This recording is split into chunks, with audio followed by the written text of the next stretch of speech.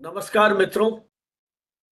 जयपुर से प्रकाशित मीडिया त्रैमासिक कम्युनिकेशन टुडे और दिल्ली स्थित भारतीय विद्यापीठ के संयुक्त तत्वावधान में संचालित की जा रही वेबिनार श्रृंखला की 173वीं कड़ी में आप सभी का हार्दिक स्वागत, अभिनंदन।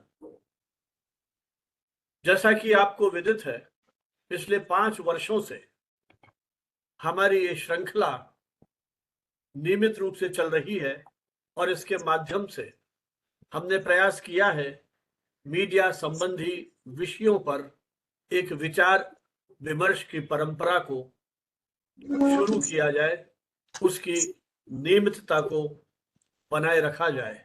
उसी क्रम में आज जो हमारा विषय है, हम सब जानते हैं अगस्त का महीना भारतीय इतिहास में अपनी एक विशेष महत्ता रखता है।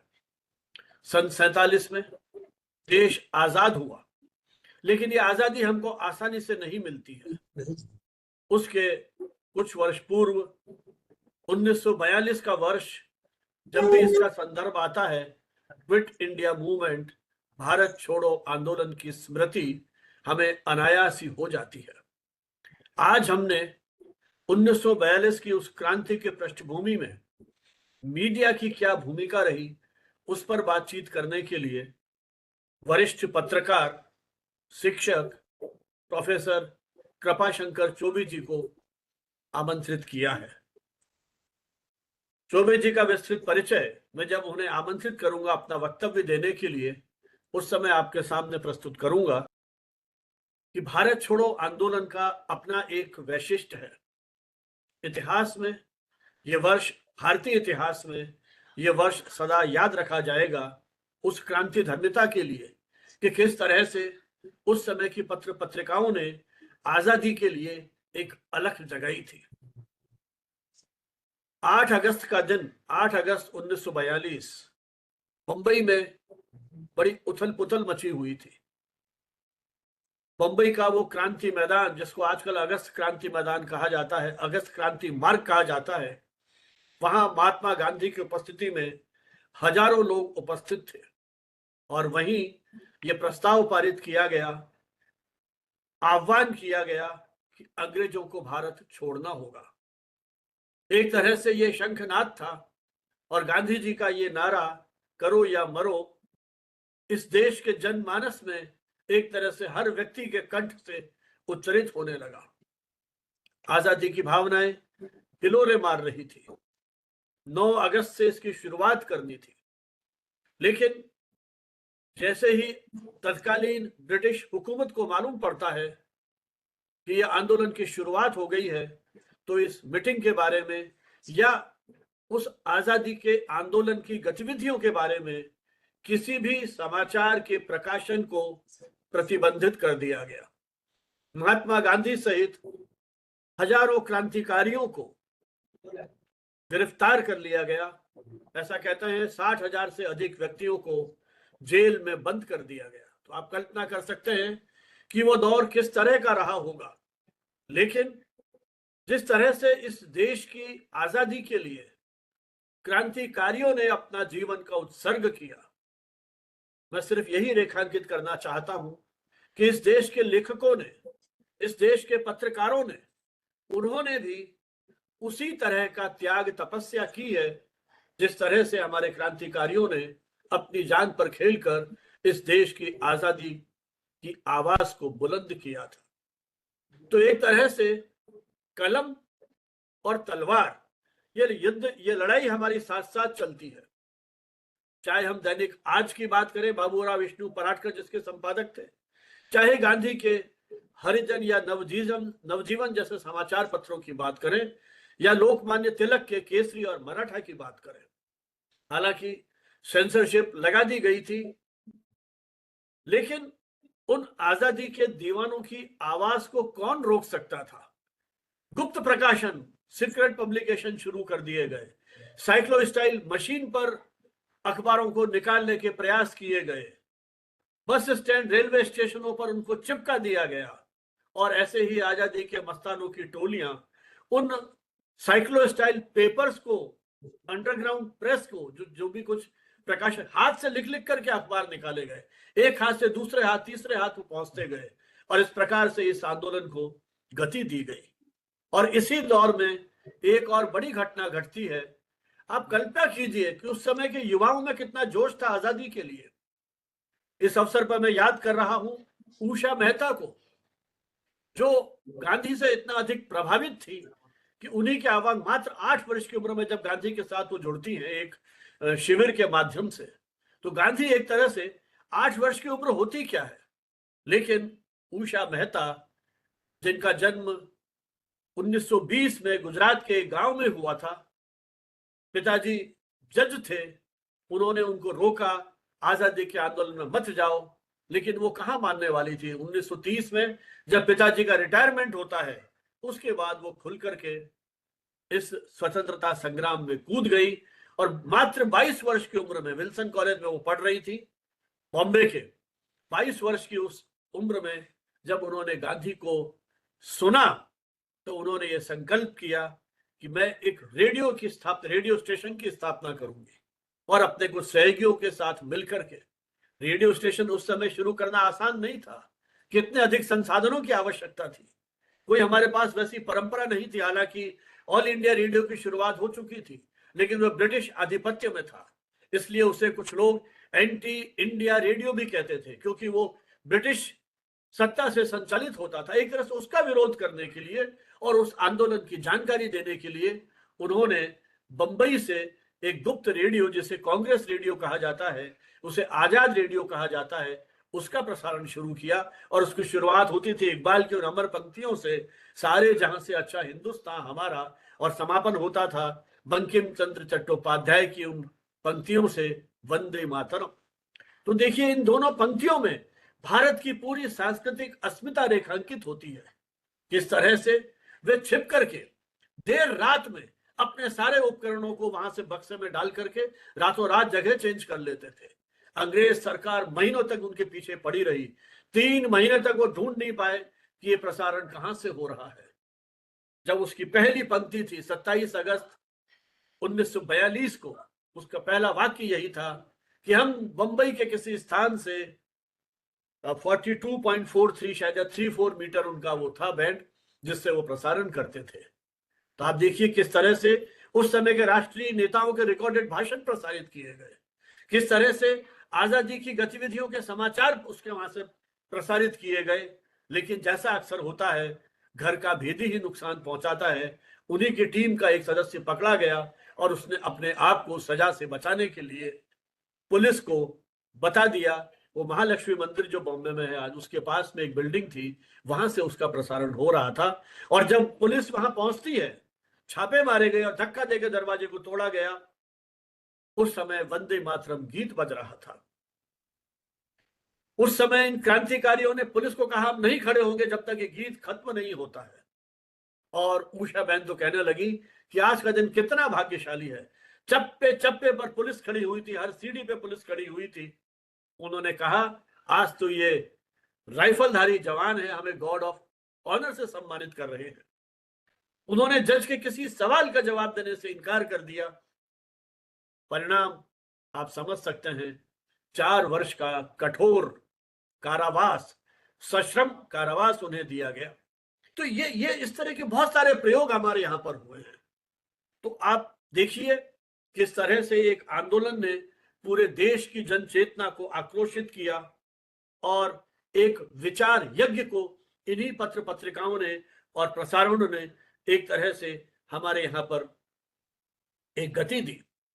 और उसका परिणाम था 1947 में इस देश ने आजादी का सूर्य देखा। और 14-15 अगस्त की रात्रि को पंडित नेहरू का वो प्रसिद्ध वक्तव्य, जिसमें उन्होंने कहा था कि पूरी दुनिया जब सोई हुई है, प्रतीकात्मक बात थी, जब पूरी दुनिया सोई हुई है रात को 12 बजे, उस समय भारत एक नई अंगड़ाई ले रहा है। यही सोच करके हमने सोचा, क्यों नहीं उस मीडिया की भूमिका पर 1942 की हम चिंतन करें। हमारे आत्मीय मित्र प्रोफेसर कृपाशंकर चौबे जी के मुख से, जिन्होंने भारतीय पत्रकारिता के इतिहास का गहन शोध अध्ययन किया है। राष्ट्र निर्माता पत्रकार उनकी पूरी पुस्तक प्रकाशित हो गई है और इसी तरह के अन्य एक पुस्तक पर आप अभी काम कर रहे हैं। तो उन्होंने इस पत्रकारिता की जो हमारी पूरी परंपरा है उसको बहुत गहराई से देखा, समझा है। तो मुझे लगा इस विषय पर निश्चित रूप से उनका जो वक्तव्य है वो कहीं हमें उस समय के इतिहास की परिस्थितियों को समझने के लिए प्रेरित करेगा। तो आज हमारे साथ ऐसे ही वरिष्ठ पत्रकार और शिक्षाविद हैं। संयोग से मुझे आपका सानिध्य हमारे इन वेबिनार्स में पहले भी मिलता रहा है और हमारे पिछले एपिसोड्स में भी समय समय पर आपने आकर के उससे एक वैचारिक समृद्धता प्रदान की है। लगभग 3 दशक से अधिक समय तक वो पत्रकारिता और मीडिया शिक्षण से जुड़े हुए हैं। देश के अनेक प्रमुख अखबारों में कार्य करने का आपको अवसर मिला। जनसत्ता, हिंदुस्तान, सहारा, राष्ट्रीय सहारा, प्रभात खबर आदि अनेक अखबारों में उन्होंने काम करते हुए सत्य, सरोकार और संवेदना पूर्ण पत्रकारिता को एक तरह से आगे बढ़ाया है। जुलाई 2009 में देश का पहला हिंदी विश्वविद्यालय महात्मा गांधी अंतर्राष्ट्रीय हिंदी विश्वविद्यालय जो वर्धा महाराष्ट्र में स्थापित किया गया है, वहां आपने प्रोफेसर के रूप में अपनी एक मीडिया शिक्षा के क्षेत्र में नई पारी शुरू की और इस समय आप वहां विभागाध्यक्ष हैं और प्रोफेसर के रूप में काम कर रहे हैं। और अब एक नई भूमिका में कि जो नई पीढ़ी है मीडिया के क्षेत्र में उसे तैयार किया जाए और जो बदलता हुआ परिवेश है उसके साथ उसे कहीं पत्रकारिता की उन वो जो मूल्य हैं उन्हें कहीं समझने के लिए प्रोत्साहित किया जाए। 14 से अधिक पुस्तकें आपकी प्रकाशित हो चुकी हैं, अनेक ग्रंथों का आपने संपादन किया है और इसमें जो आपकी प्रमुख पुस्तकें हैं उनमें पत्रकारिता के उत्तर आधुनिक चरण, संवाद चलता रहे, रंग स्वर और शब्द, मृणाल सेन का छाया लो, करुणामूर्ति मदर टेरेसा, समाज संस्कृति और समय, मीडिया संस्कृति और समय, दलित आंदोलन और बांग्ला साहित्य, नजरबंद तस्लीमा, पानी रे पानी, चलकर आए शब्द, राष्ट्र निर्माताओं की पत्रकारिता, मॉरिशस और फिजी विश्व हिंदी सम्मेलन के झरोखे से विशेष रूप से उल्लेखनीय है। तो आप समझ सकते हैं इन पुस्तकों के शीर्षकों से कि आपका जो कार्य क्षेत्र है वो कितना विविध और व्यापक है। तो मैं आज अनुरोध करूंगा आदरणीय कृपाशंकर जी चौबे से कि वो इस विषय पर अपने अनुभव, जो कुछ उनका शोध अध्ययन है, वो हमारे साथ साझा करें। इस बीच प्रियंका जी ने हमें ज्वाइन कर लिया है, तो मैं उनसे अनुरोध करूंगा कि जो स्वागत की परंपरा पहले हम उसका निर्वाह करेंगे, तो मैं उनसे अनुरोध करूंगा कि वो ई बुके से प्रोफेसर कृपाशंकर जी को यहाँ उनका सम्मान करें, उनका अभिनंदन करें, स्वागत करें। प्रियंका जी भारतीय विद्यापीठ के स्कूल ऑफ जर्नलिज्म में पत्रकारिता में असिस्टेंट प्रोफेसर हैं और ये ई बुके से चौबे जी का स्वागत। Thank you so much. So you are most welcome on this platform, and we are very eagerly waiting for you to listen on the topic that is media and the Quit India movement. And so we welcome you on behalf of Bharatiya Vidyapeeth and Communication today. Thank you so much, sir. Thank you so much. पर ये पुष्प भले ही आभासी मंच पर दिखाई दे रहे हैं, लेकिन हम इन पुष्पों की उस सुगंध को महसूस करते हैं इस रूप में कि आज जो आपके विचार जो रोशनी देंगे, जो खुशबू सब तरफ फैलाएंगे, उन विचारों की रोशनी में कहीं हम भारत की उन सांस्कृतिक ऐतिहासिक परंपराओं को विशेषकर पत्रकारिता के संदर्भ में समझेंगे। और आने वाले समय में मुझे फिर याद आते हैं उषा मेहता का वो वक्तव्य जिसमें उन्होंने कहा था कि देश के उन क्रांतिकारियों ने जिस मुद्दों को, जिस मूल्यों को लेकर लड़ाई लड़ी थी, कम से कम ऐसे भारत की तो हमने कल्पना नहीं की थी। फिर भी उन्होंने कहा कि भारत ने अनेक क्षेत्रों में अद्भुत प्रगति की। इंडिया टुडे को उन्होंने एक इंटरव्यू दिया था, भारत सरकार ने पद्म विभूषण से भी उनको सम्मानित किया, दूसरा सर्वोच्च पुरस्कार है। तो आपका वक्तव्य निश्चित रूप से कहीं हमें प्रेरणा देगा, हमारे अतीत को समझते हुए वर्तमान पर चिंतन करते हुए जो 2047 के विकसित भारत की कल्पना है उस और आगे बढ़ने के लिए अपने संकल्पों पर एक तरह से उनको दोहराते हुए हम आगे बढ़े। प्रोफेसर कृपाशंकर चौबे जी। बहुत बहुत धन्यवाद सर। मैं बहुत आभारी हूं कि एक तो आप हम सबके अग्रज हैं और अभिभावक हैं पत्रकारिता में भी और पत्रकारिता शिक्षण में भी, और इतनी श्रेष्ठ पत्रिका का लंबे समय से संपादन आप कर रहे हैं। और यह भी एक इतिहास है कि वेबिनार की श्रृंखला की 173वीं कड़ी है तो एक तो मैं बहुत आभारी हूँ कि आपने इस विषय पर बोलने का अवसर दिया। मैं एक छोटी सी पीपीटी शेयर कर रहा हूँ, उसी से बातचीत शुरू करूंगा। देखिए, जो विषय असल में जो प्रास्ताविक वक्तव्य भनावत जी ने दिया, उसमें मुझे सिर्फ इतना कहना है कि वह जो कालखंड है 1942, उस समय क्या परिस्थितियां थी, और यह जो कांग्रेस का प्रस्ताव आया 8 अगस्त 1942 को बंबई में, तो किसका दबाव था। तो इस बात के पूरे साक्ष्य हैं कि कांग्रेस पर उस समय एक राजनेता का दबाव था जो उसमें कांग्रेस में नहीं था, और वह राजनेता थे नेताजी सुभाष चंद्र बोस। सुभाष चंद्र बोस के पत्रकारी लेखन को देखा जाए तो पता चलता है कि जो प्रस्ताव कांग्रेस 8 अगस्त की रात ले आती है 1942 को, वे सारी चीजें 1939 और 1940 में फॉरवर्ड ब्लॉक में अपने संपादकीय स्तंभ में वे लिख चुके हैं। और वह जो अखबार वे उन्होंने कांग्रेस से निकलने के बाद पहले तो कांग्रेस के भीतर ही फॉरवर्ड ब्लॉक की स्थापना की थी, और वह जो साप्ताहिक अखबार था उसका समूचा बंगाल और पूरा देश इंतजार करता था। वह एक राजनीतिक समाचार पत्र था। आप देख सकते हैं ये स्लाइड, ये 5 अगस्त 1939 की है, और ये उस समय ये एडिटोरियल पेज है उनका, और आप देख सकते हैं द नीड ऑफ आवर, और एडिटोरियल के ठीक नीचे सुभाष चंद्र बोस का नाम छपा हुआ है। और इसमें वे बता रहे हैं कि उसमें चूंकि द्वितीय विश्व युद्ध की छाया मंडरा रही थी ब्रिटेन पर, और उस समय कितनी सहूलियत थी, उसमें उनका ये कहना था कि ये जो ब्रिटिश साम्राज्यवाद है इसको झकझोरने का सबसे सही समय यही है। तो the need of the hour में उन्होंने कहा कि इस समय कांग्रेस को इस परिस्थिति का लाभ उठाना चाहिए और पूर्ण स्वराज्य का, पूर्ण स्वाधीनता की मांग करनी चाहिए।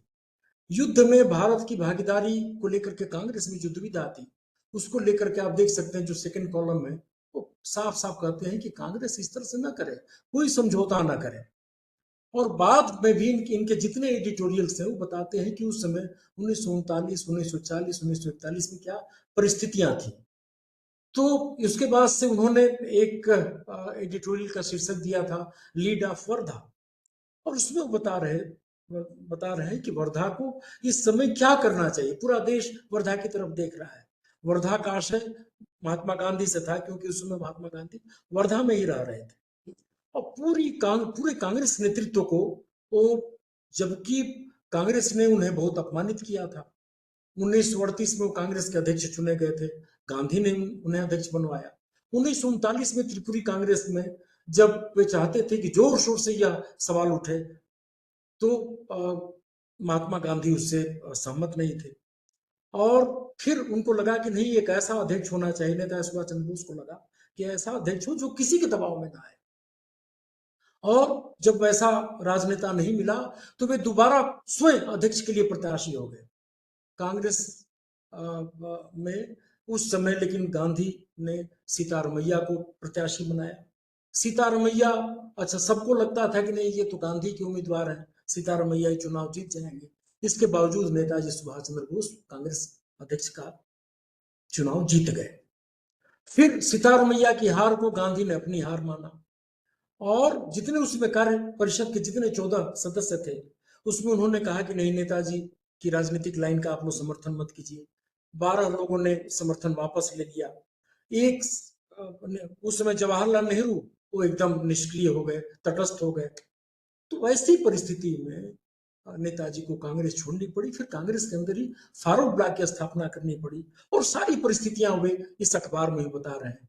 बाद में उन्होंने स्वतंत्र पार्टी भी बनाई, और फिर उन्होंने क्या किया था, नेताजी सुभाष चंद्र बोस ने उस समय मुहिम चलाई कि जो ब्रिटिश सामान है सबका बायकॉट कीजिए, और फिर उन्होंने एक और अभियान शुरू किया जिसका नाम दिया था उन्होंने नेशनल स्ट्रगल वीक, राष्ट्रीय संग्राम सप्ताह। और वो बताते थे कि किस तरह से यह सप्ताह आयोजित किया जाना चाहिए। और आप देख सकते हैं ये 2 सितंबर 1939 का फ्रंट पेज है फॉरवर्ड ब्लॉक का, और उसमें पूरा बताया है कि उन्होंने किस दिन युद्ध के खिलाफ संघर्ष करना है, किस दिन फेडरेशन के खिलाफ संघर्ष करना है, किस तरह से विदेशी और ब्रिटेन के सामानों का बहिष्कार किस दिन करना है, और कैसे फिर स्टेट्स पीपुल की मांग रखनी है, कैसे राष्ट्रीय नेशनल डिमांड और नेशनल यूनिटी की बात करते हैं। अब नेशनल डिमांड क्या थी?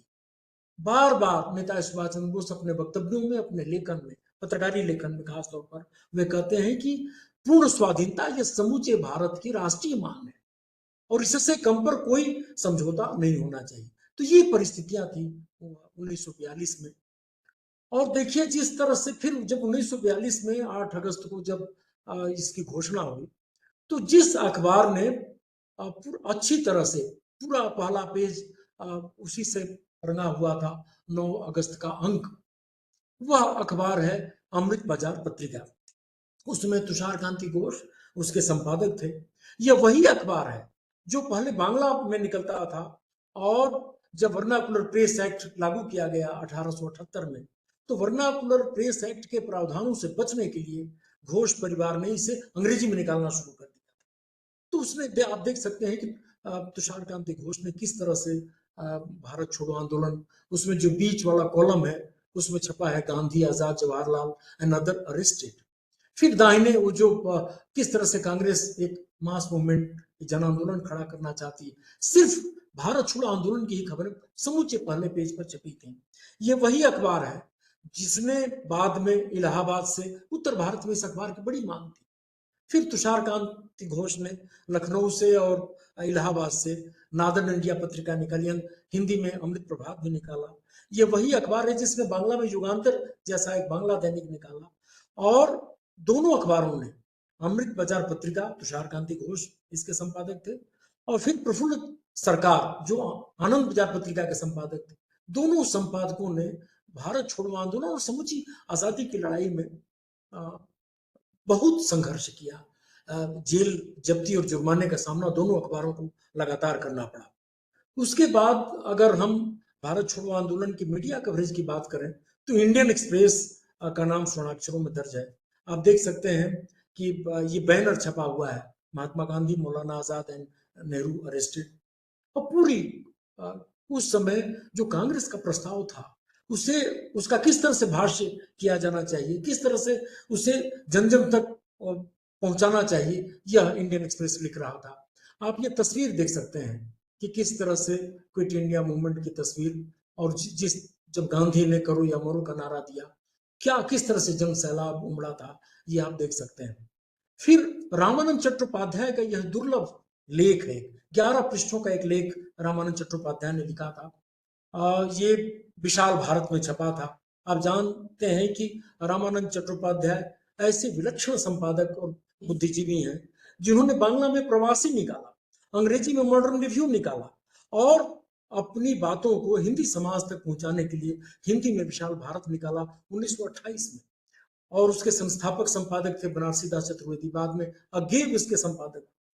तो अगस्त में कांग्रेस ने करो या मरो का नारा दिया, भारत छोड़ो आंदोलन शुरू हुआ, और ये अक्टूबर के अंक में छपा है 11 पृष्ठों का लेख जिसका शीर्षक है कांग्रेस का प्रस्ताव और सरकार।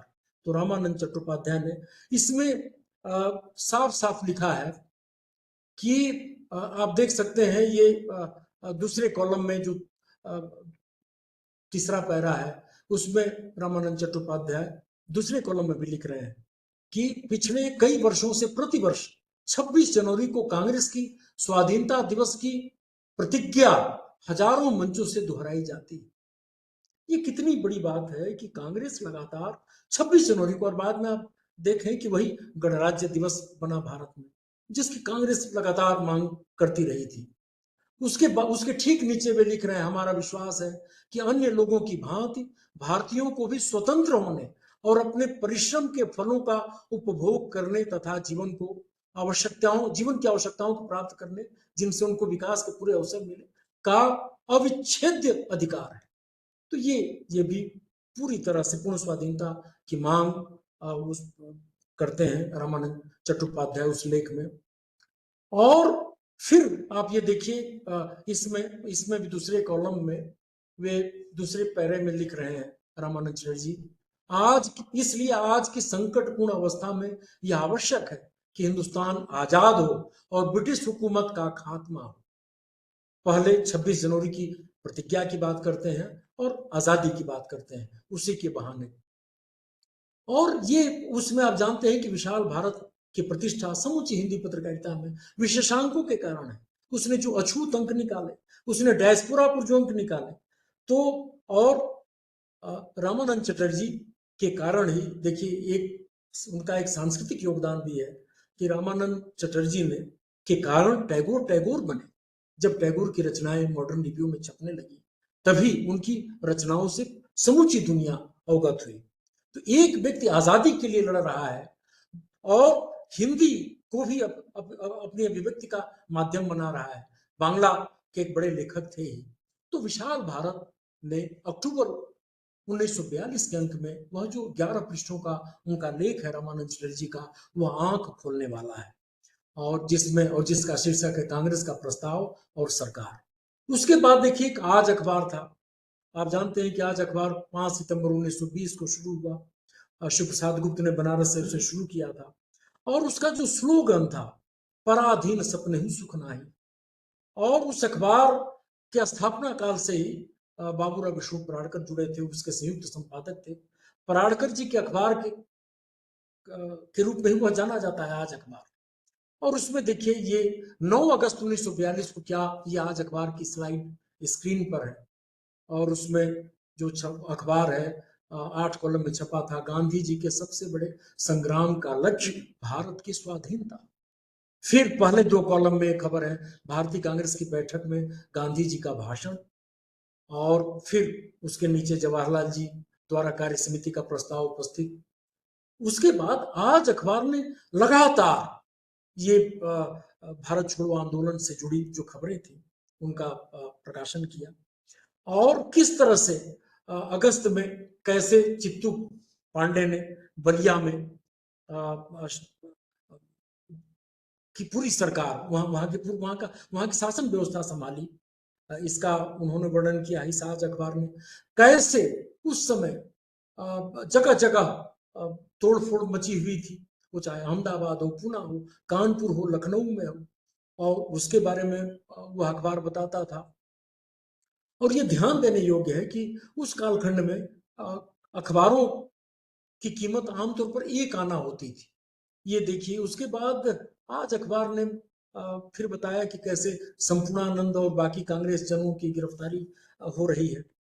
और बाद में ये गांधी जी का भाषण उसका शेषांश है, कैसे राम वृक्ष बेनीपुरी गिरफ्तार हुए और फिर किस तरह से बलिया की जो आग है कैसे पूरे पूर्वांचल में आई, गाजीपुर में, बनारस में, आजमगढ़ में, गोरखपुर में, और कैसे लोग जो सरकारी संपत्ति थी उसका नुकसान कर रहे हैं और स्वशासन की स्थापना कर रहे हैं। बलिया में जिस तरह से चित्तू पांडे को फिर बाद में गिरफ्तार किया गया, जो क्रूरताएं अपनाई गई और जो ज्यादती हुई, उसका भी खुलासा इस अखबार से मिलता है, आज अखबार की सारी रिपोर्टिंग से। और उस समय लेकिन दिखाया था बाबूराव विष्णु पराड़कर के अखबार ने कि पत्रकारिता कभी छुप नहीं सकती। अभी जिसकी तरफ एक और मैं इसी क्रम में बाबूराव विष्णु पराड़कर, आप जानते हैं कि वे मराठी भाषी थे, इसके बावजूद आज जैसे कि हिंदी अखबार को उन्होंने राष्ट्रीय अखबार बना दिया था। और फिर उन्होंने क्या किया था, उसी तरह से एक कन्नड़ भाषी थे नारायण दत्त जी, जो नवनीत के संपादक थे, और पीटीआई की जो सर्विस है भाषा, उसके संपादक थे वे, उसकी फीचर सर्विस के संपादक थे। बहुत उन्हें संपादकाचार्य कहा जाता है। आप देख सकते हैं, नहीं उसको रहने दीजिए, बीसी रहने दीजिए। आप देख सकते हैं कि नारायण दत्त जी, यह जो किताब है संपादकाचार्य नारायण दत्त जी, विजय दत्त श्रीधर ने इसका संपादन किया है। विजय दत्त श्रीधर ने भारतीय पत्रकारिता कोश 2 खंडों में निकाला है, पहला संपादकीय, बड़े सप्रे संग्रहालय के संस्थापक है। इस किताब का महत्व इस बात में है कि इसमें आप देखिए जो सेकंड कॉलम है, पेशेवराना सूझबूझ, और उसमें वे बताते हैं कि किस तरह से 8 अगस्त 1942 को जब कांग्रेस महासमिति ने भारत छोड़ो प्रस्ताव को पारित किया और गांधी जी ने अपने भाषण में देशवासियों को करो या मरो का संदेश दिया, तो वहां के जितने और ये मलाबार हिल स्थित बिरला हाउस में गांधी जी ठहरे थे, तो उस समय के जो बंबई में जितने पत्रकार थे उनको तो आशंका थी कि आज जितने कांग्रेस नेता उनको गिरफ्तार कर लिया जाएगा, गांधी को भी गिरफ्तार कर लिया जाएगा। तो उन सारे पत्रकारों ने क्या किया कि जहां जो बिरला हाउस में जहां ठहरे हुए थे, तो वे लोग कुछ दूरी पर दोनों ओर, पहाड़ी के दोनों ओर जितने पत्रकार थे वे मलाबार हिल की दोनों ढालों पर कुछ कुछ दूरी पर एक एक पत्रकार बैठ गया या लेट गया। कोई दूध बेचने लगा और कोई अखबार बेचने वाले के वेश में बैठ गया। और जैसे ही 9 अगस्त की भोर में 4:30 बजे पुलिस की गाड़ी गांधी जी को गिरफ्तार करके बिरला हाउस के फाटक से निकली, तो एक पत्रकार ने हाथ से खास संकेत दूसरे पत्रकार को किया, दूसरे ने तीसरे को, और इस तरह चंद मिनटों में ही इशारों की तार बरकी से खबर पहाड़ी के उस पार पहुंच गई और वहां से फोर्ट इलाके के अखबारों के दफ्तरों में, फिर पूरे देश में, बंबई और पूरे देश में। उसी तरह से ये नारायण दत्त जी एक और स्कूप के बारे में बताते हैं इस किताब में। वो बताते हैं कि 1942 की दिवाली की रात थी और जयप्रकाश नारायण अपने 6 साथियों के साथ हजारीबाग जेल से भाग निकले थे। बिहार सरकार ने एक प्रेस नोट जारी किया कि 7 कैदी भागे, और उस समय सत्यदेव विद्यालंकार विश्वामित्र के दिल्ली संस्करण के संपादक थे। उन्होंने जब वह प्रेस नोट देखा तो उसमें देखा कि जो 7 जो कैदी हैं उसमें बीच में जयप्रकाश नारायण का भी नाम है। तो उन्होंने बैनर बनाया अखबार का, जयप्रकाश नारायण हजारीबाग जेल से भागे। तो किस तरह से पत्रकारिता, उसमें मुद्रित माध्यम की पत्रकारिता, क्योंकि शब्द माध्यम के बारे में, रेडियो के बारे में बहुत विस्तार से संजीव भानावत जी बता चुके हैं, उषा मेहता का और उनकी टीम का जो पूरा संग्राम था, इसलिए उस पर हम नहीं कोई बात करेंगे। तो उस समय की जो पत्रकारिता थी, जो पाठ माध्यम की जो पत्रकारिता थी, उसने कई तरह का अपनी दक्षता का परिचय दिया, अपने कौशल का परिचय दिया और संघर्ष भी किया, सूझबूझ का परिचय दिया। उसके बाद देखिए, जब भारत छोड़ो आंदोलन के जब 50 साल हुए तो बहुत अध्ययन करके राम बहादुर राय ने जनसत्ता के एडिट पेज पर 3 लंबे लेख लिखे थे और उसमें उन्होंने बताया था उस जनसत्ता के लेख में, और यह लेख प्रभात जोशी जी के आग्रह पर उन्होंने लिखा था। बहुत अध्ययन करके, महीनों अध्ययन किया, फिर कंटिन्यूअस पहला उस लेख की जो पहली किस्त थी उसका शीर्षक था उस निर्णायक संघर्ष में कौन कहां था। ये 24 सितंबर 1992 के अंक में छपा और उसमें उन्होंने बताया था कि किस तरह से जितनी उस समय की राजनीतिक धाराएं थी या दूसरी धाराएं भी थी, उसमें हिंदू महासभा के भी लोग थे, उसमें अंबेडकर भी थे, अंबेडकर सक्रिय थे, तो अखबार भी निकाल रहे थे, उनके पास बड़ा अखबार था, और श्यामा प्रसाद मुखर्जी भी थे, सावरकर भी थे, कांग्रेस भी थे, कांग्रेसी तो थी ही, और उसके अलावा फारूक ब्लॉक था। फारूक ब्लॉक बहुत तेजी से उभर रहा था। तो इसमें उन्होंने बताया था कि उस समय कौन उस निर्णायक संघर्ष में कौन कहाँ था, और पूरे प्रमाणों के साथ राम बहादुर राय ने वे लिखे थे कि सावरकर कहाँ थे, श्यामा प्रसाद मुखर्जी कहाँ थे, अंबेडकर कहाँ थे। और इसके लिए राम बहादुर राय ने सावरकर और अंबेडकर दोनों की आलोचना भी की इस लेख में। और फिर उन्होंने बताया कि उस समय जो आंदोलन की जो 3 धाराएं थी, उन्होंने किस तरह अपनी महत्वपूर्ण भूमिकाएं निभाई और उनकी भूमिकाओं को तत्कालीन मीडिया ने किस तरह से प्रस्तुत किया। और इसमें नेताजी का भी उल्लेख वे करते हैं, और नेताजी का उल्लेख इसलिए भी करते हैं कि नेताजी ने, आप जानते हैं कि यहाँ से जाने के बाद उन्होंने जब आजाद हिंद रेडियो बनाई, उसमें 1944 में, तो 1942 में भी उन्होंने कहा था कि इस समय जो भारत छोड़ो आंदोलन का साथ नहीं देगा, ये नेता सुभाष चंद्र बोस ने कहा, तो वह देशभक्त नहीं माना जाएगा। और उसी उन्होंने ही आजाद हिंद सरकार की स्थापना की, और आजाद हिंद रेडियो से जो उन्होंने जब अपना संबोधन दिया, उसमें पहली बार गांधी को उन्होंने राष्ट्रपिता कहा था, और उसमें कहा था कि राष्ट्रपिता, हम आजाद हिंद की सरकार की तरफ से अपने आंदोलन में आपका आशीर्वाद चाहते हैं। तो उस समय जो प्रिंट मीडिया, जो मुख्य धारा के अखबार थे, जो बड़े अखबार थे, विभिन्न भाषाओं के भी, तो बांग्ला में जैसे कि मैंने अभी उल्लेख किया था, आनंद विहार पत्रिका की भी बड़ी भूमिका थी। तो मुद्रित माध्यम की पत्रकारिता ने भारत छोड़ो आंदोलन में बहुत महत्वपूर्ण भूमिका निभाई, ऐसा मुझे लगता है। और वह उस धारावाहिकता का ही प्रमाण है जो पत्रकारिता को अपनी विरासत में मिला था। जब हिंदी पत्रकारिता का जन्म हुआ, या भारत में पत्रकारिता विधा का जन्म हुआ, जब जेम्स अगस्टस हिक्की ने भारत में पहला अखबार निकाला, तो उसमें उसका स्लोगन ही था, open to all parties, Hickey's Bengal gazette का, open to all parties but influenced by none.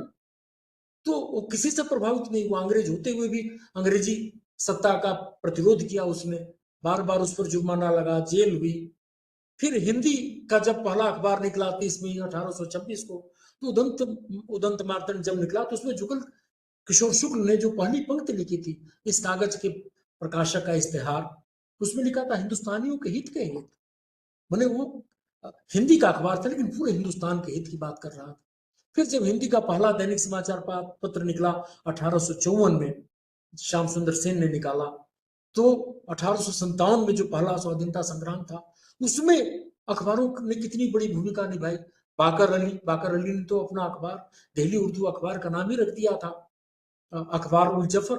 Zafar का जो घोषणा पत्र था कि इंसान की सबसे बड़ी बरकत उसकी आजादी है, और उसके लिए बाकर अली को दिल्ली में दिन दहाड़े अंग्रेजों ने गोली से उड़ा दिया, ताकि दहशत फैले और लोग बहादुर शाह जफर का समर्थन न करें।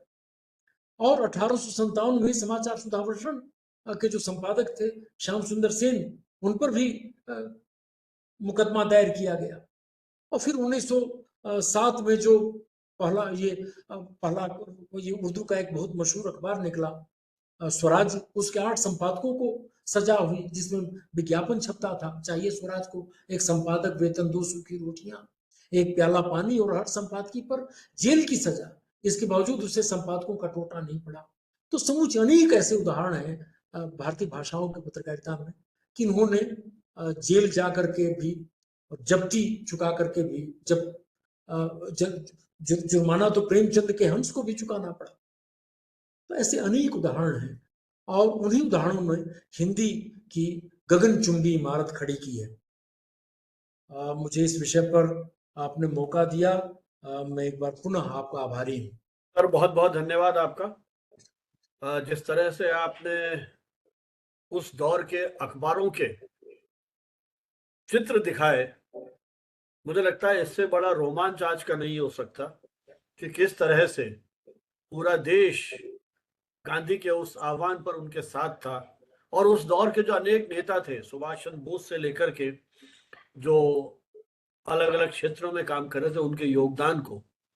लेकिन मुझे तो इन अखबारों को देख के जिस रोमांच की अनुभूति हो रही है, और बैठे बैठे कभी कल्पना कीजिए, मैं कहता हूं हमारे मित्र जो है वो कल्पना करें इन अखबारों के हेडलाइंस को पढ़ के ही कि किस तरह का हुजूम इकट्ठा हुआ होगा, और किस तरह से पूरे देश में एक आंदोलन की स्थिति बन गई होगी उस विदेशी हुकूमत के खिलाफ। ये अपने आप में एक मुझे लगता है कि अद्भुत संग्राम था, जिस तरह से वो लड़ा गया। और निश्चित रूप से इसकी पूरी अपनी एक पृष्ठभूमि थी, जिसकी आपने बात की उदंत मार्तंड से लेकर के। आपकी बात को सुनते हुए मुझे लगता है कि आज हम भाषा को लेके, क्षेत्र को लेके इतना संघर्ष कर रहे हैं, उस समय इस तरह के भेद शायद नहीं थे। बोबराव विष्णु पराडकर आज की आपने बात की मराठी भाषी थे, नारायण दत्त तिवारी आपने बताया कन्नड़ के पत्रकार थे, श्याम सुंदर सेन, तुषार कांति घोष बंगाली थे, और इन सब लोगों ने अपनी भाषाओं के साथ साथ उर्दू के पत्रों की आपने बात की। उर्दू इस देश की भाषा है, पहला अखबार उर्दू का एक हिंदू ने निकाला था, लेकिन आज हमने इनको संप्रदायों में बांट दिया है, भाषाई घेरे बना लिए हैं। उस दौर में शायद ये भाषाएं हमें आपस में जोड़ने का एक माध्यम थी। किस तरह से गांधी गुजराती थे, हिंदी में अखबार निकाले, अपनी भाषा में तो निकाले ही निकाले, लेकिन एक राष्ट्रीय आंदोलन को गति देने के लिए शायद उस समय ये महसूस किया गया था कि हिंदी वो भाषा हो सकती है जो इस देश की भावनात्मक एकता को कायम रखते हुए आगे कहीं बढ़ सकती है। आपने जिस परिश्रम से शोध किया और जिस तरह से अलग अलग अखबारों का और सुभाष चंद्र बोस के फॉरवर्ड ब्लॉग जैसे अखबारों के जो चित्र दिखाए, निश्चित रूप से एक थ्रिल की अनुभूति होती है। रोम रोम कहीं उस समय की उस अनुभूतियों को महसूस करने लगता है कि किस तरह से वो गांधी का पूरा गिरफ्तारी का, नेहरू की गिरफ्तारी का, मुझे लगता है कि नई पीढ़ी यदि उसको उस रूप में महसूस करे तो उन्हें पता चलेगा कि हमारे देश की पत्रकारिता की जो विरासत है वो कितनी महत्वपूर्ण है। किस तरह से चाहिए एक संपादक वेतन, हर संपादकीय पे 1 गिलास ठंडा पानी, 2 सूखी रोटियां, 10 वर्ष की जेल, जो दाना आपने उदाहरण दिए, ये पारितोषिक मिलता था। आज जैसा नहीं है कि वीवीआईपी के साथ डिनर का या विदेश यात्राओं के निमंत्रण मिलेंगे। वहां तो पग पग पे खतरा था, एक संपादकीय दूसरे दिन मुकदमा झेलिए, एक प्रसारण सब तरह से घेर लिया, वो प्रसारण सब जब्त कर लिए गए। उस सारे दौर से निकल करके इस देश में जो आपने कहा गगनचुंबी इमारत पत्रकारिता की खड़ी हुई है, तो अब ये नई पीढ़ी पर जिम्मेदारी है कि आने वाले दौर में किस तरह से उस त्याग, तपस्या और उत्सर्ग की जो हमारी परंपरा है उस पथ पर चलते हुए कैसे वो पत्रकारिता को उस मूक अभिव्यक्ति, जो लोग अपनी बात नहीं कह पाते हैं, उनको कैसे एक अभिव्यक्ति दे सकने में सक्षम है। मुझे लगता है ये हमें सीखना पड़ेगा उस समय की पत्रकारिता के उस पृष्ठभूमि का, जिस तरह से आपने विवेचन किया। इसके पूर्व कि हमारे कोई मित्र जो कोई बात करना चाहें, सवाल पूछना चाहें, अपने ऑब्जर्वेशन देना चाहें, मैं एक बार फिर प्रियंका जी से अनुरोध करूंगा कि आज के इस ऐतिहासिक क्षणों की यादगार बनाने के लिए हमारे आज के मुख्य वक्ता प्रोफेसर चौबे जी को उनका ई सर्टिफिकेट और ई मेमेंटो आप भेंट करें। Priyanka ji. Just an honor of respect and gratitude from the side of Bharati Vidyapeeth, Institute of Computer Application and Management and Communication today. We are very glad to have you, and we are very glad to have you and listen you on this particular topic. Because इस तरीके के topics अब कहीं ना कहीं नहीं सुनने को मिलते हैं, तो सर ने वो सारी यादें हमारी ताजा कर दी। जिस टाइम पर हमने हिस्ट्री और भारत पढ़ा था, भारत दैट इज इंडिया पढ़ा था, तो वो सारे टॉपिक्स एक बारी वापस से दिमाग में आ गए। हमारे हिस्ट्री के टाइम की सारी चीजें, वो सारी चीजें एक बारी हमें सर एक बारी वापस से फ्लैशबैक में लेकर गए, और सर ने छोटी छोटी चीजों के ऊपर बहुत अच्छे से हमें डिटेल प्रेजेंटेशन बताया, डिटेल टॉपिक एक्सप्लेन किया। तो sir we are very thankful. Sir this is your e memento, I can फ्रॉम BVI CAM and Communication today. Thank you so much sir. Choubey ji जब बात कर रहे थे विशाल भारत की, रामानंद बाबू और बनारसी बाबू उसके संपादक और मालिक थे। सर वो किस्सा भी आपको ध्यान होगा जब एक वैचारिक टकराव उनमें होती है ना, तो वैचारिक टकराव दोनों से हुआ था, बनारसी दास चतुर्वेदी से भी और अगेज से भी जी। और जो उसमें हिंदू महासभा के अध्यक्ष थे वो उसी को लेके जो उनका हुआ था। लेकिन रामानंद बाबू ने संपादक अधिकारियों की रक्षा की, संपादकों को नौकरी नहीं छोड़नी पड़ी। तो देखिए कितनी बड़ी बात है, संपादक और मालिक के रिश्ते उस समय थे। अच्छा नहीं, हमारे साथ उसमें एक निरंतर भी है। आप देखिए कि प्रफुल्ल सरकार ने आनंद विचार पत्रिका निकाला, देश निकाला, रविवार पत्रिका निकाली, और वहीं से इसमें भाई एक चैनल के मालिक हैं वो लोग, एबीपी न्यूज, कई भाषाओं में। तो जब उस समय भी रविवार बने, सोचिए कि एक आदमी, इन लोगों ने भी हिंदी की कितनी सेवा की अभी सरकार। बिल्कुल। और रविवार हमारे साथ डॉक्टर दयानंद हैं जिन्होंने पत्रकारिता पर काफी लिखा है और विशेषकर हरियाणा की पत्रकारिता को लेकर। तो दयानंद जी आपसे रिक्वेस्ट है, कुछ आपकी ऑब्जर्वेशन से आप कुछ कहना चाहें। हाँ, आज का जो हमारा मीडिया और भारत छोड़ो आंदोलन बहुत ही जानकारी देने वाला वक्तव्य था चौबे जी का। और जहाँ तक इसमें मेरी जानकारी है तो यहाँ के दिल्ली के इर्द गिर्द के मीडिया ने भी भारत छोड़ो आंदोलन में राष्ट्रीय आंदोलनों में बहुत बड़ा योगदान दिया था। चाहे वो पंडित दीनदयाल शर्मा हो, चाहे बाबू बाल गुप्त। बाबू बाल गुप्त ने के शिव शंभू के चट्टों से अंग्रेज साम्राज्य हिल गया था। इसी प्रकार स्वामी श्रद्धानंद का तेज अखबार अंग्रेजों के खिलाफ आग उगलता रहता था। लाला लाजपत राय, पंडित नेकीराम शर्मा, पंडित श्री राम शर्मा का हरियाणा तिलक, जिनकी अखबार की जो फाइलें हैं आज भी स्वतंत्रता आंदोलन की कहानी कह रहे हैं। अतः पत्रकारों ने कलम और तलवार दोनों लेकर के अंग्रेजों के खिलाफ एक बहुत बड़ी जंग लड़ी थी, जिसके कारण अंग्रेज साम्राज्य हिल गया था। मैं तो ये कहना चाहूंगा कि अंग्रेजों को भारत छोड़ने के लिए एक वैचारिक क्रांति ने मजबूर किया था, और वो वैचारिक क्रांति मीडिया के द्वारा, पत्रकारों के द्वारा और अखबारों के द्वारा आई थी। चाहे उन्होंने गुप्त रेडियो स्टेशन चलाने पड़े हों, चाहे उन्होंने साइक्लो स्टाइल अखबार चलाने पड़े हों, चाहे जेल से उन्होंने किसी तरह का साहित्यिक प्रचार करना पड़ा हो, उन्होंने हर तरह से अंग्रेज साम्राज्य को यहाँ से खत्म करने के लिए कलम से और विचारों से और तलवार से हर मोर्चों पर लड़ाई लड़ी है। अतः ये जो सारा का सारा राष्ट्रीय आंदोलन है, इसमें सबसे बड़ा जो योगदान है वो मीडिया का है, पत्रकारों का है। पर बहुत बड़ा काम हो सकता है। इसमें मेरी एक पुस्तक भी है, राष्ट्रीय चेतना और हरियाणा की पत्रकारिता।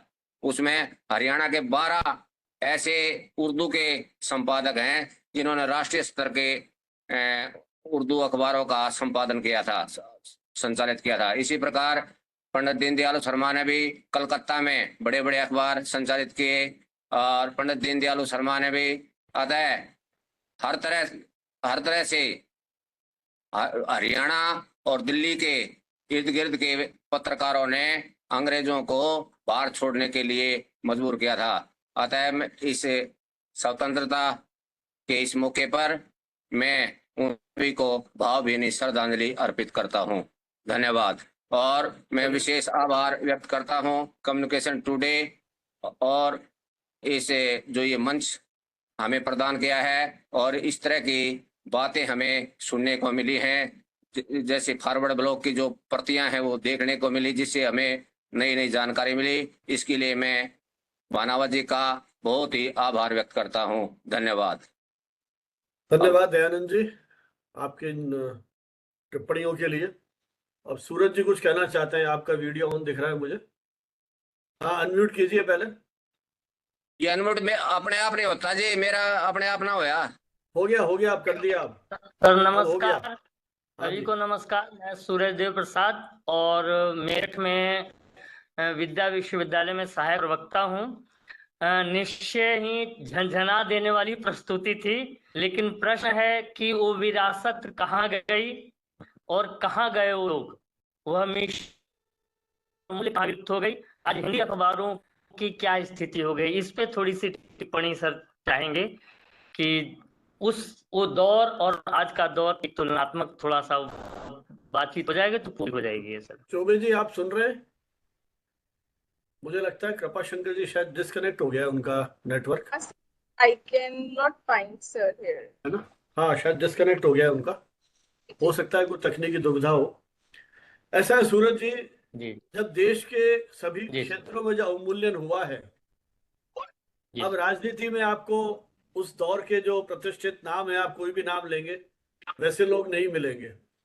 तो फिर पत्रकारिता में आप गांधी, नेहरू और उसकी उम्मीद कैसे करेंगे? जिस तरह से व्यावसायिकता हुई है, अब तो स्थिति यह है कि प्रोफेशन पहले था आपका, जैसे कहते थे कमिटमेंट की, मिशनरी भाव की पत्रकारिता, मिशन से प्रोफेशन, प्रोफेशन से कमीशन। तो अब मिशन से कमीशन के दौर में हम आ गए हैं। तो मुझे लगता है कि अब, लेकिन फिर भी आज भी हमारी कोई समस्या है तो आपको वो अनाम संपादक की याद आता है ना? आपके गली मोहल्ले में कहीं सड़कें खुदी हुई हैं, विश्वविद्यालय से डिग्री नहीं मिली है, किसी संस्था से शिकायत है, आपका काम नहीं हुआ है, तो ठीक है, सोशल मीडिया ने बहुत सारे प्लेटफॉर्म दे दिए आपको, लेकिन फिर भी आप अखबार में ही जाते हैं और वहीं शिकायत करा करके, तो अभी भी ऐसे पत्रकार हैं जिनकी रीढ़ की हड्डी मजबूत है और उन्होंने उसी खोजी पत्रकारिता की दृष्टि से अपना काम किया है। उस समय के चैलेंजेस अलग थे, आज के चैलेंजेस अलग हैं, बल्कि मैं तो कहता हूं कि तब तो संसाधन भी नहीं थे, आर्थिक संसाधन नहीं थे, सर्कुलेशन आज की तरह से लाखों करोड़ों में नहीं था, लेकिन शब्द की सत्ता, शब्द की अस्मिता, एक शब्द से अंग्रेज सरकार कहां उठती थी। खींचो न कमान तलवार निकालो, तोप मुकाबिलो अखबार निकालो, बरसों पहले, शताब्दियों पहले ये बात कह दी थी, और अब उसको बदल दिया गया है, अखबार मुकाबिल हो तो ले दे के मना लो। तो वहां से यहाँ आ गए हैं आप। तो ये तो मुझे लगता है कि जिस तरह का माहौल है हर क्षेत्र में, लोकतांत्रिक मूल्यों में जिस तरह से क्षरण हुआ है, तो पत्रकारिता भी अछूती नहीं है, लेकिन फिर भी अभी भी कोई स्वतंत्र चेता ऐसे पत्रकार हैं, कलमकार हैं, इवन आपके जो इलेक्ट्रॉनिक मीडिया है वहां भी ऐसे लोग हैं, बल्कि अब तो आम आदमी के हाथ में ये ताकत आ गई है। यदि आप और हम बात कर सकते हैं तो आप क्वेश्चन कर सकते हैं जी। मतलब ऐसा नहीं है कि आप किसी अखबार में आपको लगता है कि वो ढंग से बात नहीं कर रहा है, या आपके पास कितने प्लेटफॉर्म है जहां उस अखबार को क्वेश्चन मार्क कर सकते हो। आज प्रधानमंत्री का इंटरव्यू किसी चैनल पर आता है, उसके तुरंत बाद हजारों सवाल आ जाते हैं कि काश ये चैनल ने ये सवाल भी पूछे होते, तो आप कटघरे में खड़े कर सकते हो उन मीडिया हाउसेस को, बशर्ते हम उतने ही सजग और जागरूक हो, क्योंकि अब तो हर व्यक्ति कम्युनिकेटर है, हर व्यक्ति कहीं ना कहीं हस्तक्षेप कर सकता है इस सारी डिबेट के अंदर, है ना। तो मुझे लगता है कि वैसे तो विषय बहुत लंबा है, और अपन ने पहले जो इस तरह के दिवस थे, पत्रकारिता दिवस है या और जो अवसर आए थे, वर्ल्ड प्रेस फ्रीडम डे, उन सब में अपन ने इन मुद्दों की काफी चर्चा की है, और बहुत सारे सीनियर जर्नलिस्ट भी अपने साथ जुड़े हैं कि किस तरह की स्थितियां हैं, उसके पक्ष विपक्ष या उसके जो आलोचनात्मक मूल्यांकन है वो अपन ने किया है, फिर आगे करेंगे। ये तो एक अनवरत यात्रा है। हाँ साहब, और कोई मित्र हमारे कुछ कहना चाहें? हाँ सोनू, कुछ कहना चाहते हो? क्या तुम बाद में बोलते हो लास्ट में? फिर सोनू डिसअपियर हो गए। चलिए, मुझे लगता है कोई और मित्र नहीं है अब, तो अपन इसको अब समाप्त करते हैं। मैं अनुरोध करूंगा प्रियंका सिंह से, जो भारतीय विद्यापीठ में school of journalism mass communication में सहायक प्रोफेसर के साथ साथ जनसंपर्क अधिकारी के रूप में भी काम कर रही है। रेडियो पॉडकास्टिंग आपका एरिया ऑफ स्पेशलाइजेशन है, और उसी एरिया पर आप अपनी पीएचडी भी कर रही हैं। मैं उनसे अनुरोध करूंगा कि वे आभार प्रदर्शन या वोट ऑफ थैंक्स प्रपोज करें। Priyanka ji. Thank you so much, sir. Sir, I am very grateful for today's speaker who have been spoken on the topic media and the Quit India movement. Sir ने जिस तरीके से, I am very grateful to the Professor Shankar Chaubey sir, head and Department of Mass Communication, Mahatma Gandhi अंतरराष्ट्रीय हिंदी विश्वविद्यालय Wardha. Sir ने जिस तरीके से बहुत सारे एक्सपेक्ट को कवर किया, सर ने बताया क्विट इंडिया मूवमेंट के बारे में। मुझे ऐसा लगता है कि जितने भी पार्टिसिपेंट्स हैं, काफी सारे मैं देख रही हूँ हमारे फर्स्ट ईयर के स्टूडेंट्स जुड़े हुए हैं, तो उन्होंने इन सारे टॉपिक्स को पढ़ा होगा, लेकिन वो कहीं ना कहीं थोड़े से धुंधले से हो गए होंगे। तो सर ने उनपे एक लाइट डालकर उन सारे टॉपिक्स को एक डायरेक्शन दे दिया कि हमारे दिमाग में जो क्वेश्चन मार्क था ना, वो क्लियर हो गया कि हाँ, कहाँ पर हम रह गए थे। ठीक है, जिस तरीके से सर ने बताया, बहुत सारे पेपर्स के बारे में सर ने डिस्कस किया, इंडियन प्रेस के बारे में बताया सर ने आर्टिकल्स के बारे में डिस्कस किया कि किस तरीके से कांग्रेस प्रस्ताव और सरकार के बारे में सर ने उन आर्टिकल्स के बारे में डिस्कस किया। गांधी जी के सबसे बड़े संग्राम के बारे में सर ने बताया, उनका क्या लक्ष्य था, उनके क्या डायरेक्शंस थे, सर ने उनके बारे में बताया। सर ने बताया किस तरीके से जो भी हमारे नारायण दत्त जी की दृष्टि थी, उनके बारे में सर ने उनकी दृष्टि को एक दृष्टिकोण के तरीके से एक्सप्लेन किया। सर ने बताया कि किस तरीके से आंदोलन और उनकी धाराएं एक इम्पोर्टेंट रोल प्ले करती थी, एक एक आर्टिकल कैसे एक अलग तरीके के डायरेक्शन को और एक आंदोलन को खड़ा कर देता था। तो सर ने एक स्ट्रगल के बारे में बताया, राम बहादुर राय जी के। तो बहुत सारे फ्रीडम स्ट्रगल्स और उनकी चीजों को सर ने एक लाइमलाइट दिया, हाईलाइट किया। तो आई गेस बहुत सारे क्वेश्चन मार्क थे जो हमारे दिमाग में थे, इस टॉपिक को लेकर बहुत क्लियर हुए, और मैं ग्रेटफुल हूँ और थैंक्स टू बनावत सर का, बिकॉज उनके बिना ये चीजें पॉसिबल नहीं थी। I am very much thankful to director BVI कैम MN हुडा सर, बिकॉज उनके बिना मैं यहाँ पर नहीं होती। मैं आप लोग की तरह एक पार्टिसिपेंट होती, आज ये वेबिनार होस्ट नहीं कर रही होती. So I'm really thankful to all the participants who are gathered with us, and thanks to all the backend team, convener of this event, Dr. Ayushi ma'am. So each and every participant, thanks to all of you, and see you in the next webinar, which is on 12th. Thank you so much, sir. चलिए sir, मेरी ओर से भी आभार। और जो अगली seminar है वो 12 अगस्त को है, क्योंकि जिस तरह का दौर है अभी, स्वाधीनता उसको लेकर के जगह जगह आयोजन हो रहे हैं, तो मुझे लगा कि इन्हीं पक्षों पर कुछ बात की जाए। तो अगला जो वेबिनार है उसका भी थीम तो यही है, उसको रखा है पर्दे पर आजादी, सिनेमा के जरिए इतिहास से रूबरू। तो हमारी ऐसी फिल्में जो बनी हैं जो देश की आजादी और उस तरह की भावनाओं पर केंद्रित है, तो उन विषयों पर हम कुछ चर्चा करेंगे। और एक्सपर्ट हैं जिसपे फिल्मों में काफी शोध किया है और उनकी 2-3 पुस्तकें प्रकाशित हो गई हैं। डॉक्टर मनीष जैसल ग्वालियर से हैं, ITM यूनिवर्सिटी के अंदर मास कम्युनिकेशन डिपार्टमेंट के हेड। तो उनसे अपन बातचीत करेंगे और उन फिल्मों के संदर्भ में, अभी हम प्रिंट मीडिया की बात की थी, अब अपन फिल्मों को लेकर के बात करेंगे। 12 अगस्त वही शाम को 5:30 बजे अपन जुड़ेंगे और इस मुद्दे को, इस विषय पर और आगे चर्चा करेंगे। लिंक अपना वही है। इन्हीं शब्दों के साथ आप सभी का आभार। जय हिंद, जय भारत,